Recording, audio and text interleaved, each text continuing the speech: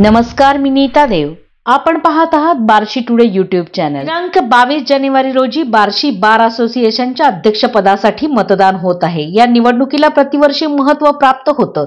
गटबाजीचं राजकारण हे या निवडणुकीचं वैशिष्ट्य.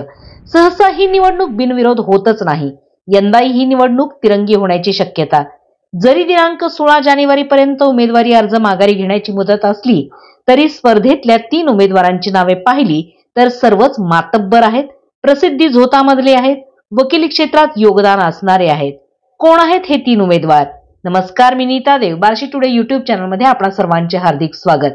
313 सभासद संख्या असलेल्या बार्शी बार असोसिएशनच्या अध्यक्षपदासाठी माजी अध्यक्ष ॲडव्होकेट प्रवीण करंजकर, माजी अध्यक्ष ॲडव्होकेट काकासाहेब गुंड आणि ॲडव्होकेट सागर रोडे हे 3 उमेदवार स्पर्धेमध्ये आहेत.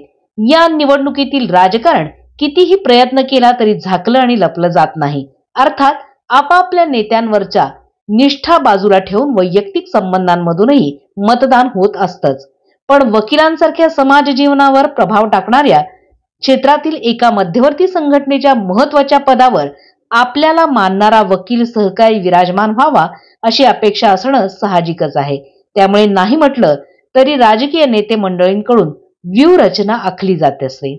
यंदा ही जोरदार तयारी सुरू आहे.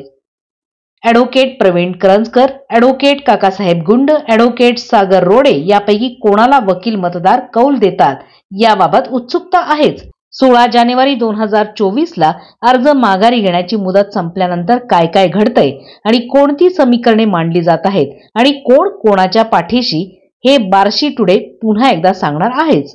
तोपर्यंत तुम्ही लाईक, सबस्क्राईब आणि शेअर करायला अजिबात विसरू नका.